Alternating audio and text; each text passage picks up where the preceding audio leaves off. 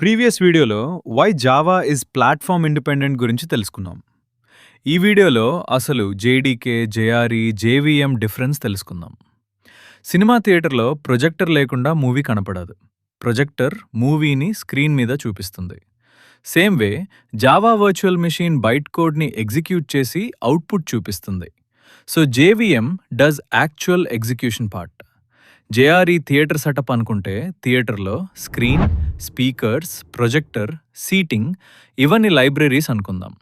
I libraries కలిసి ఉంటేనే movie run అవుతుంది. జేఆర్ఈ అంటే JVM plus libraries. So JRE డైరెక్ట్గా రన్ చేయలేదు. జేఆర్ఈలో జేవీఎం ఉంటుంది. జేవీఎం రన్ చేసింది. మూవీ చూడ్డానికి ఇనఫ్. కానీ థియేటర్లో మూవీ క్రియేట్ చేయలేం. ఇప్పుడు జేడీకే జావా డెవలప్మెంట్ కిట్ని మూవీ ప్రొడక్షన్ స్టూడియో అనుకుందాం. స్టూడియోలో camera, editing tools, director, actors ఇవన్నీ కావాలి. JDK means JRE plus compiler plus tools. అప్పుడే ప్రోగ్రామ్ క్రియేట్ చేయొచ్చు, కంపైల్ చేయొచ్చు అండ్ ఆల్సో రన్ కూడా చేయొచ్చు. ఫైనల్గా JDK is a software kit that provides tools to develop, compile and run Java applications.